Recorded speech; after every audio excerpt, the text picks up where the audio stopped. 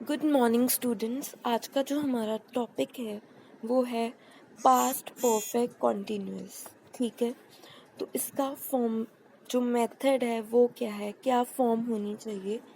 This tense is formed with the past perfect tense of the verb to be plus present participle of the main verb. इसमें हमने जो present participle है उसका main verb लेना है, ठीक है, और साथ में लेना है पास्ट परफेक्ट टेंस जो हम पीछे कर रहे थे, हैव बीन, हैड बीन। ठीक है, for example she had been working as a secretary for 2 years when she was promoted.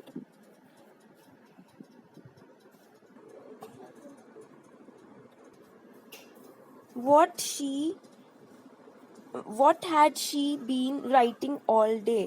तो इसमें हम देख रहे हैं कि had she been ये क्या है, past perfect tens plus present participle of the main verb, right का writing.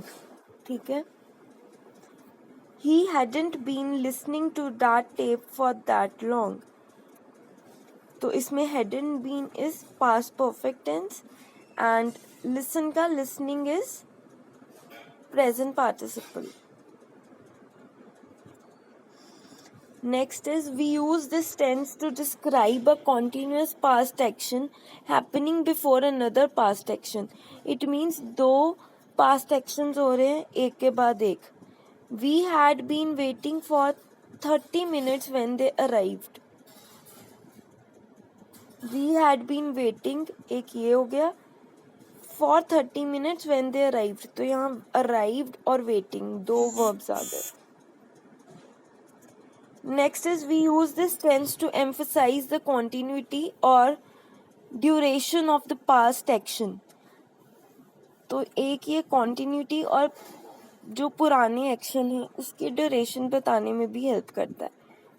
I had been waiting, had been आ गया परफेक्ट वाला पास्ट परफेक्ट, उसके साथ प्रेजेंट पार्टिसिपल वेट का वेटिंग लग गया.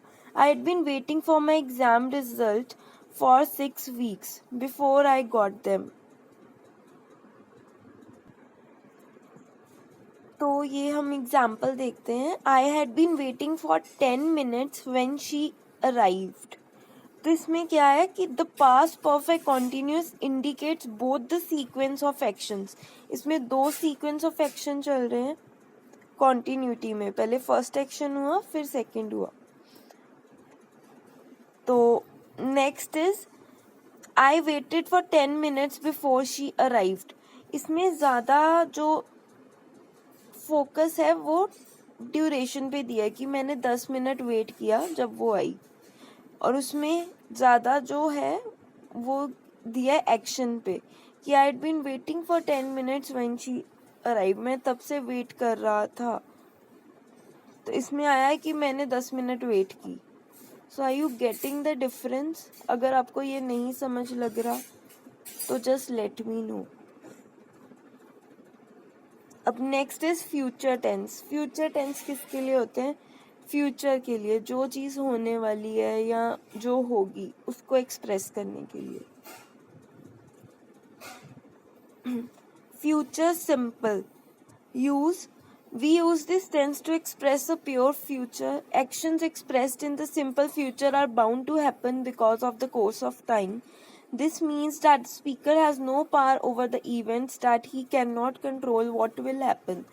For this reason, this tense is also called the uncertain future.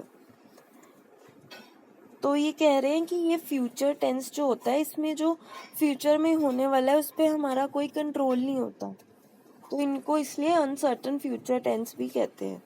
Example, he will be 16 years old next Friday. This baby will be born next month. कि ये future में आगे future में will be born next month पैदा होगा.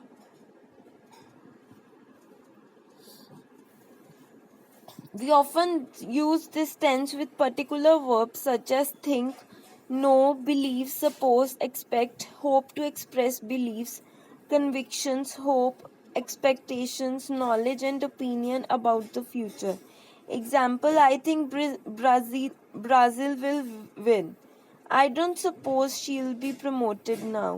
तो इसमें I think, इसमें हम सोच रहे हैं I think Brazil will win, कि वो जीत सकता है.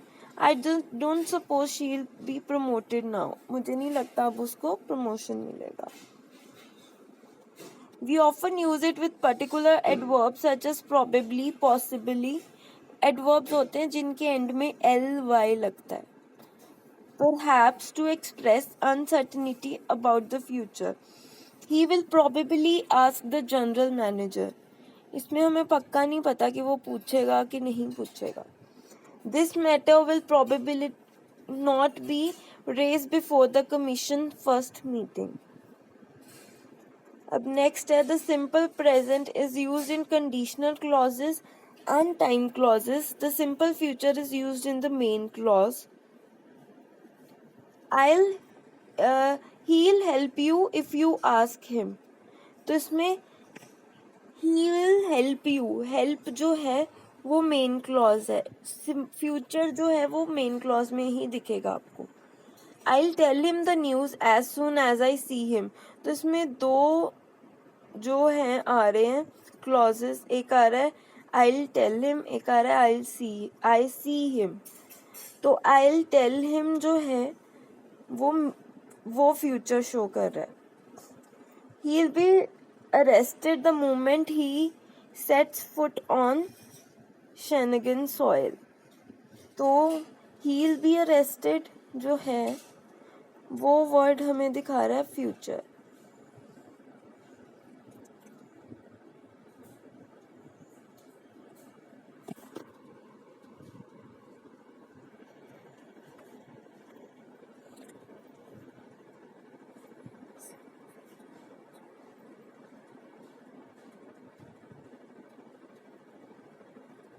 बाकी का टॉपिक हम कल करेंगे. आई होप आपको इतना टॉपिक समझ लगा हो. Thank you.